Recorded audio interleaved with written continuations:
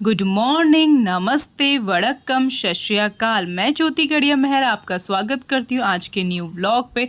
I hope आप लोग होंगे बढ़िया, मस्त और स्वस्थ, और आपकी ज्योति आप लोगों की कृपा से मस्त है। और आज का दिन है बहुत ज़्यादा स्पेशल, क्योंकि आज मैं मिलने वाली हूँ किसी स्पेशल इंसान से। मतलब बहुत it's a big achievement for me. मतलब आज अगर मैं मिल गई उनसे तो ये मेरे लिए मेरी लाइफ का सबसे बड़ा दिन होगा। तो मुझे आज कहीं जाना था, तो मैंने जल्दी से आज इश्की और इश्की के पापा के लिए मैंने दलिया बनाया। तो मैं आपको यहाँ अपना कार्ड दिखा रही हूँ जहाँ मैं जाने वाली हूँ। उसके लिए चाहिए मुझे पास और आइडेंटिटी में मैं ले जा रही थी आधार कार्ड। तो मैं यहाँ तैयार हो गई थी। तो आज का लुक मेरा कुछ इस तरीके का था।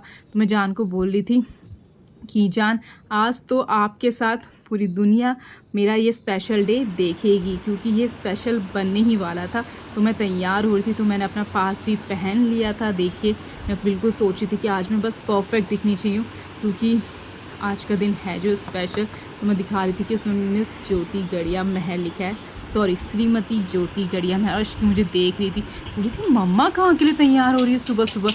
तो सुबह सुबह इसलिए क्योंकि 8 बजे मैं जा रही थी। सोचिए, और दिन मैं 8 बजे उठती हूँ, आज मुझे 8 बजे जाना तो आप समझ सकते हैं। तो और मैं 7 बजे उठी। देखिए, तो जान बोलते बेबी जल्दी उठना था ना आपको, अगर आपको आज जाना था तो मैंने कहा कि मुझे पता है मैंने गलती करी है, सॉरी। पीछे से डॉगी भौंक रहा है, इसके लिए कोई बात नहीं।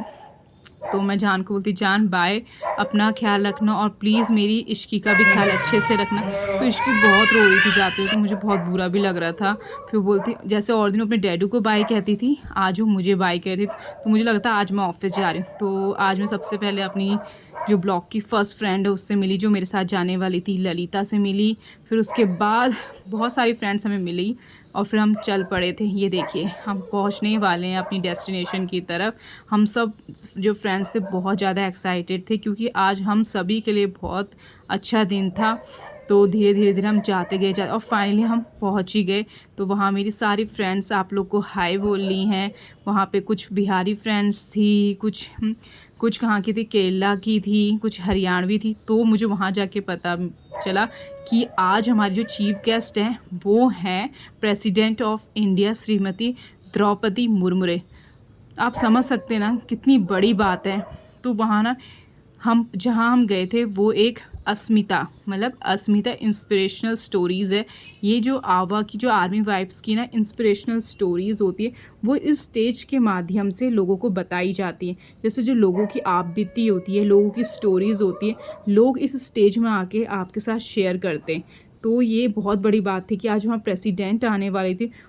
तो मुझे ना अंदर से ना मतलब इतनी खुशी महसूस हो रही थी, मैं बता नहीं सकती कि आज मैं इस जगह का पार्ट थी। तो जग को जीवन देने वाली मौत भी तुझसे हारी है, ये एक पोयम थी जो कि मैंने वीडियो बना ली थी, मुझे काफ़ी अच्छी लगी थी। फिर उसके बाद प्रोग्राम धीरे धीरे स्टार्ट हो रहा था। तो सब लोग ना वेट कर रहे थे कि मैम कब आएंगी, मैम कब आएंगी। मतलब इस तरीके से हम मैम लोग का इंतज़ार कर रहे थे। फिर उसके बाद जो आर्मी वाइफ्स वेलफेयर एसोसिएशन, उसके बारे में बताया कि आवा हमारे लिए बहुत कुछ करता है। वो फिर ऐसे कर ही रहा था, तो देखा कि मैम आ चुकी थी।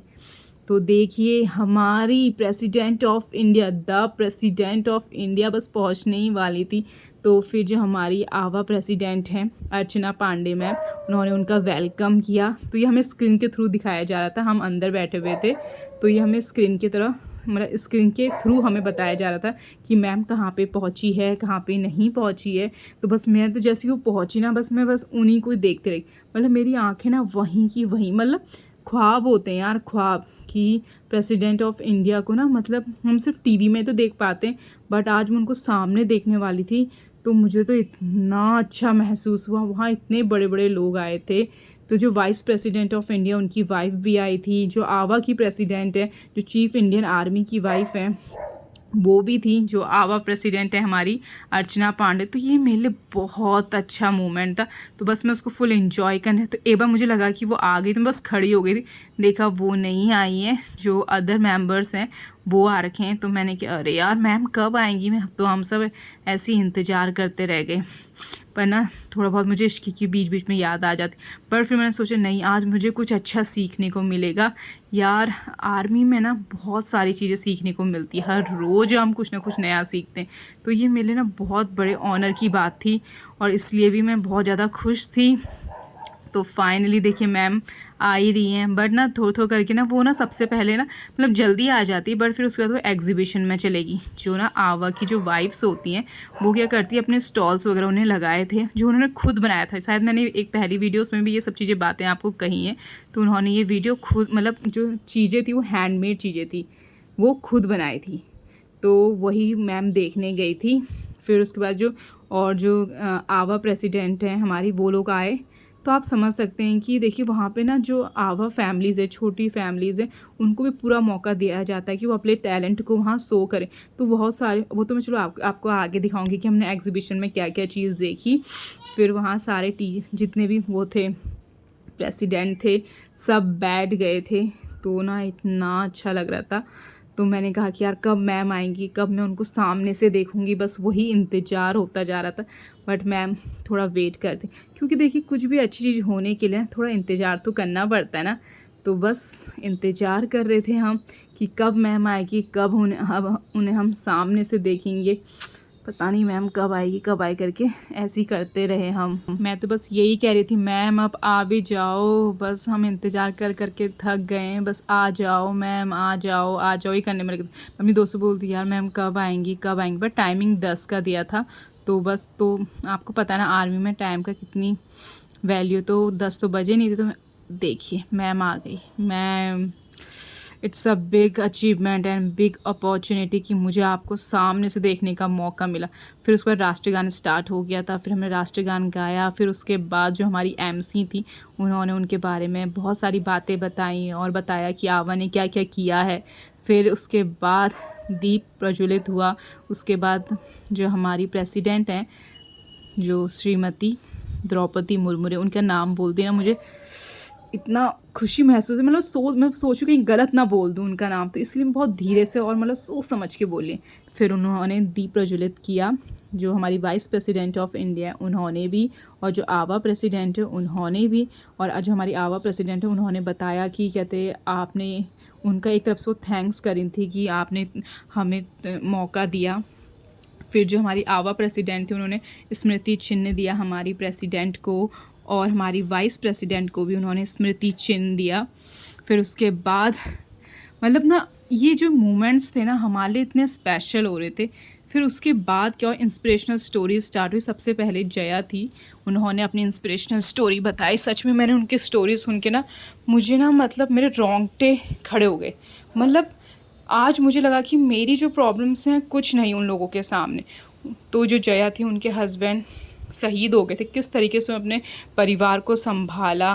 फिर उसके बाद दूसरी आए, उन्होंने बताया कि मेरे साथ कुछ गलत हो गया था, मतलब रेप हो गया था, और उसके बाद भी उन्होंने अपनी ज़िंदगी स्टॉप नहीं करी, कंटिन्यू रखी, और आज वो इतने बड़े पद पे। तो संजना था उनका नाम। तो मेरे तो उनके लिए बिग सैल्यूट था। आधे से ज़्यादा लोग तो उनकी स्टोरी सुन के बस रोने लग गए थे। फिर जितनी भी इंस्पिरेशनल स्टोरीज़ थी, जो आज के स्पीकर्स थे जो अपनी स्टोरीज़ बता रहे थे, बयां कर रहे थे, मतलब वो मंजर ही अलग था जब उन्होंने अपनी स्टोरीज़ बताई। मतलब मेरे को ना जो गूज़ बम थे ना वो मेरे ऐसे होने लगे। तो मेरे गूज़ बम जो थे ना वो बिल्कुल इतने ज़्यादा मतलब मेरे हाथों के जो बाल थे ना खड़े हो गए थे उनकी स्टोरीज़ देखे। तो ऐसी 8 या 9 वहाँ पे इंस्पिरेशनल स्टोरीज सुनाएगी, जो कि मुझे आज ऐसा लगा ना वहाँ जाके कि मेरी लाइफ में अगर कुछ प्रॉब्लम है तो आज वो कुछ है ही नहीं उन लोगों के सामने। जिस तरीके से उन्होंने अपनी स्टोरी बताई, मुझे ऐसा लगा इन लोगों ने कितना कुछ सहा है।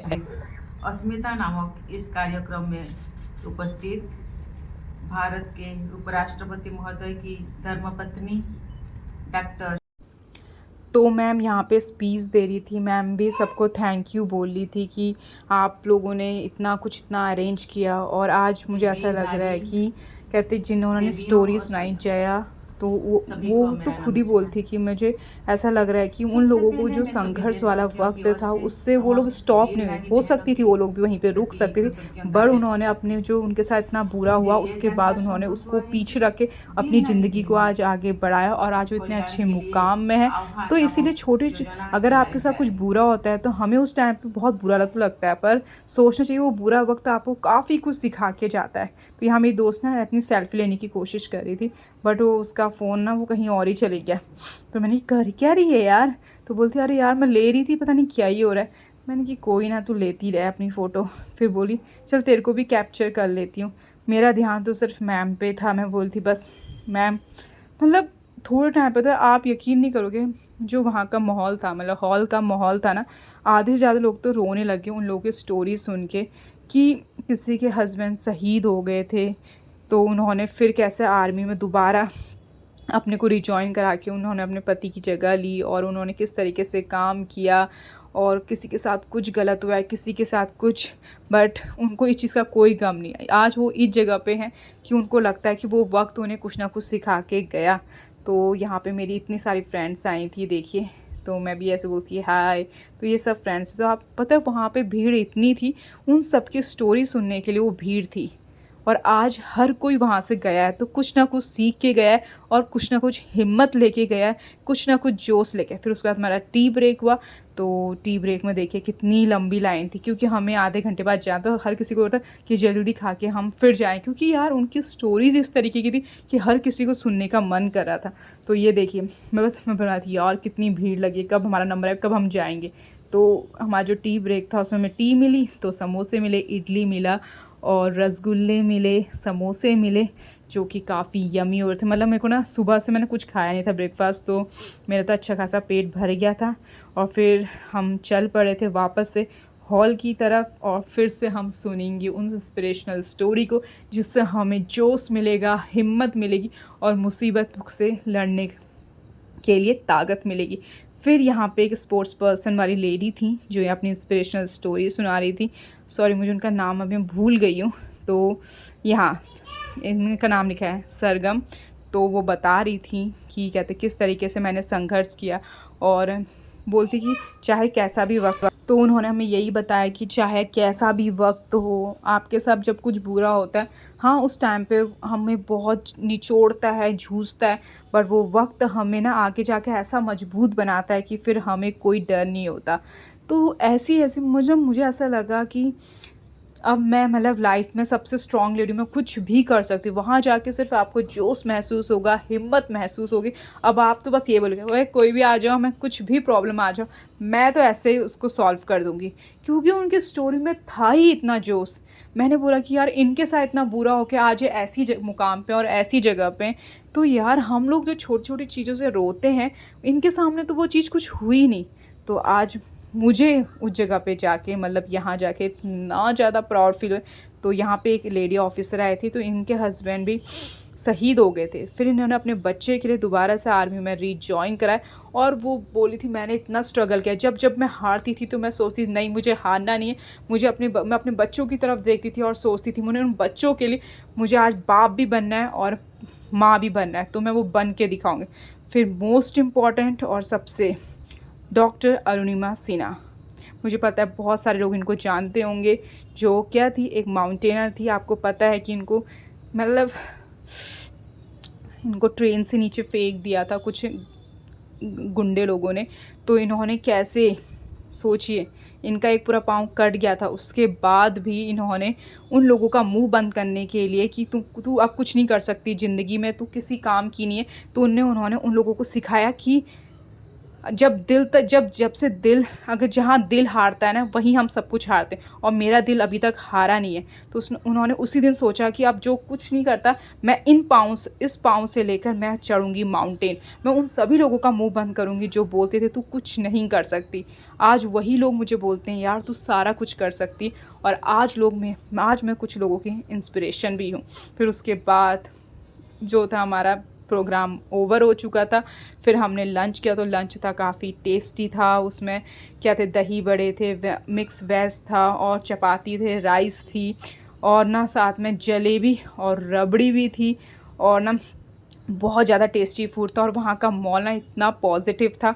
बस मेरे को तो ये हो रहा था कि यार आज का दिन तो बन ही गया। कितने लोगों से हम मिले, नई नई इन्फॉर्मेशन मिली, नए नए यूनिट वालों से मिले और अपनी जो हमारी जो सीनियर मैडम से उनसे मिले। इतना प्राउड फील हो रहा था, ऐसा लग रहा था कि यार आज मैंने कुछ किया है आर्मी में आके, रियली में।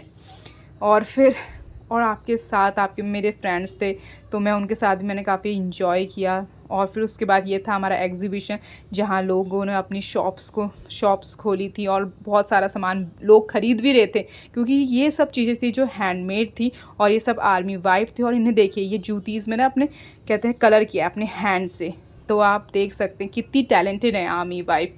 तो it's a proud moment for me. और फिर फाइनली मैं घर आ चुकी थी और मैं बहुत ज़्यादा थक गई थी, बट थकने से ज़्यादा आज मेरे अंदर जोश भरा था। सो गाइज़, अगर आपको मेरी वीडियो पसंद आती है, like share and subscribe. Bye bye friends.